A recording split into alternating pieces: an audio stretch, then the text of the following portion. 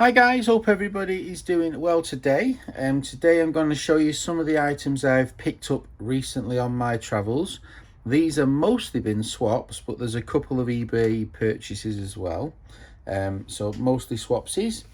eBay purchase number one is I bought this nice brass square, and what I liked about it was I think this is like Georgian. It's got somebody's name. Quite nicely stamped as well on the handle. Really heavy duty. But I just like the Cupid's bow design, which has been carved into it on every face. Really decorative, heavy. So I decided to pick that up. I thought, live the dream. So that was an eBay purchase. I got this in the post, which was a bit of a surprise. I'm sure I've not ordered anything. It says beer is always a good idea, and this was from my buddy Len, so thank you, Len. I think his wife bought it me, so I should say thank you so much, Len's wife. I was like, well, I'm sure, what's that? I was feeling the package thinking, I'm sure I've not bought anything this week, but I hadn't. It was from Len, so that cheered me up. Thank you, Len. That'll go in my bottle opener collection. Really pleased.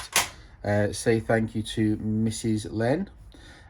So this is the rest of these I think are all, oh no, apart from one, I think. So this was an eBay purchase. This is a German quick adjust headed nutted wrench, and obviously you can wrench on it. Now these are really funky design. I thought they were French, but this is a number 4. And it came with this, which is just a 9-inch sort of generic F-style pipe wrench, which I had no desire on. But I thought I'd show you what it come with. So this is a number 4, and then I do have a few of these. I've managed to pick up a number 3 and a number 2.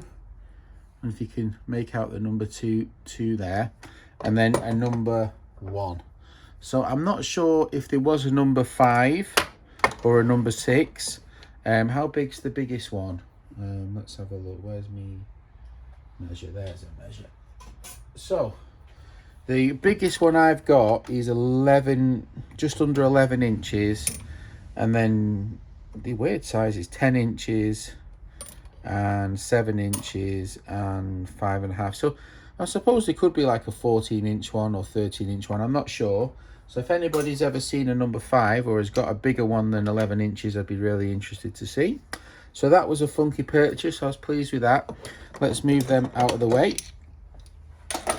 The next thing I picked up was this one, which was an eBay purchase, which is a Lucas girder. First found this was my buddy Nash from Nash Rathbone Manor, and he found one of these on the car boot sale near him.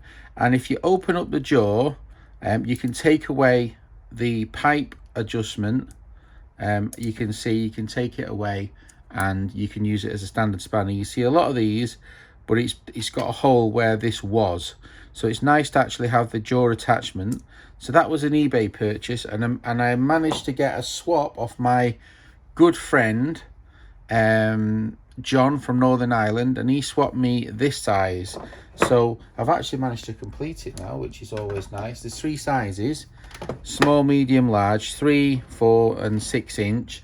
There's the 3 sizes of the generic one as well, which I have, the Lucas girder. This one's got, it says Birmingham on it, tested.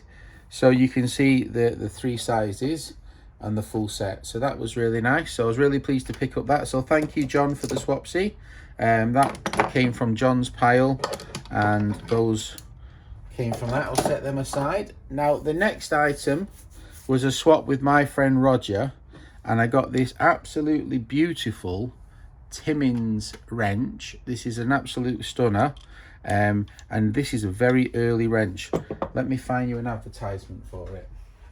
So you can see here, this is the Timmins from 1843 wrench, and this is the Timmins wrench from, you can see it's the exact same one with the exact same design, with a square nut with a round Timmins. So this is 170 years old, this spanner. So it's a real survivor, and it's really nice to have something in such good condition for something so early, which is amazing to me. Absolutely amazing. I thought I'd show you while I'm here the Lucas girder. So you can see here, here's the Lucas girder wrenches with the quick adjust. Those are from the mid 1920s. I mean, you can see they have the plain ones. The earlier Lucases are more desirable, and they're from like the 1890s or so, like that. But this is from the mid 1920s with the Lucas girder. So the next item, which I thought was really fascinating, and is I swapped with my buddy. What is this? Johnson & Johnson company, you know, who make the soap. This is the handy wrench, and it's got teeth. Works really well. Wherever you grip it, put the pressure on it, it grips. And there's the patent number. This is a very early, very thin bicycle wrench. Obviously very light to obviously, and it's got a screwdriver at the end. And it's a fascinating. Now this is the only one in the world known. I don't know of any other collector who's got one. And this is the one which is actually in this book here, the handy. So it's established by Christopher Johnson. He was established in 1836, and by 1901 he was manufacturing pens and pocket knives and scissors. And this is the handy wrench. Really cool. And this is the actual one which is in the book. So it's nice to have a spanner what's in Ron's book. So yeah, that's the only one known as well. And you could see why, so flimsy, I could see why that would be discarded. But that was a beautiful example, really pleased with that. So the next thing I wanted to show you was this one. This is a Miller's Brothers. Miller's Brothers. And I've been collecting those recently, and I've had some success. This is the Miller's Brothers bell rock. You can see the same sort of design features with the same sort of angular sort of design, same sort of thickness as well, and they got the same thread as well. But this is the Miller's Brothers, and then here you've got the bell rock, which you can see is slightly different but still got that chunky thickness to it, unlike something like the handy, which is quite thin. And then we've got the other Miller's Falls bell rock with the threaded screw, which is different. And then I did actually pick up another bell rock recently, because that was the only one known in the world, and it's the one in the book. I supplied the pictures for the book, so I'll show you the book. So here's the an advertisement for the original one with the screw. So it's actually this one. So this is the 1898 catalogue and the bell rock, and this is the actual spanner in it with the screw, the sort of round screw on the thread, the bell rock combination spanner. And here is the Miller's Falls 1884 full size. Let's see if it is full size. Slightly bigger than full size. Oh no, it is slightly more open maybe. Yeah, it's kind of full size. I'll let him off. Bell rock. So yeah, so that's really good. So I was really pleased to get to add another bell rock to the collection. That's really cool. And this one I'm going to show you now. Right, so this one also came in the same swap pile.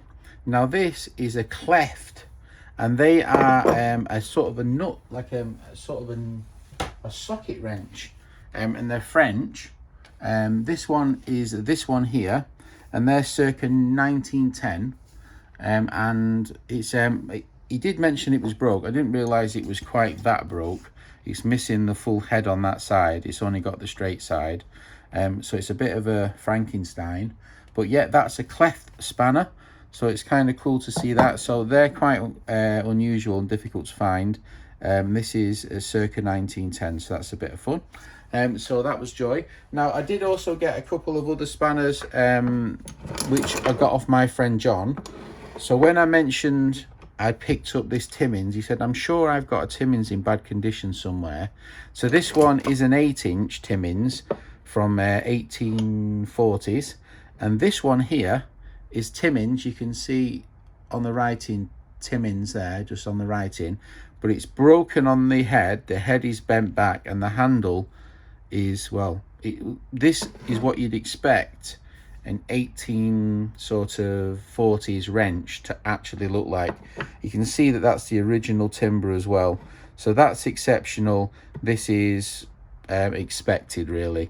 So this is needs to some restoration, but because this is a 8 inch and this is a 7 inch, I thought it was trying to worth saving. So I'm going to see what can be done about this one, because it does deserve to be bent back, cleaned up, and maybe the handle somewhat improved. So that's that.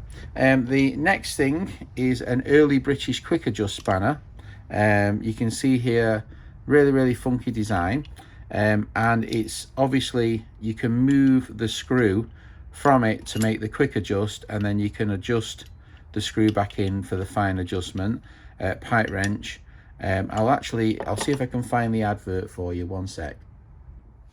Right, so I found it. This is a quick adjust spanner. There's 2 styles, and it's from 1908, and it's 7 3/4 inches. So it's so yeah, I thought that was a bit of fun. So as you can tell, I'm trying to, you know, complete the book. So that's another tick, actually. So let's not waste a moment to get a tick. So we're getting close to completing the book. Only about another 300 to go. But anyway, so yeah, really pleased to add a couple of those sort of Timmins wrenches to the collection. Really fascinating design. And the bell rock, that's the only one known of this one, so if anyone's got one of those, it's a cool thing. So yeah, so some interesting items. Managed to add a few more to the old sets and stuff, which is nice. So thanks for watching if you got this far. Don't forget to leave a comment. All right, take care, have a wonderful day, bye.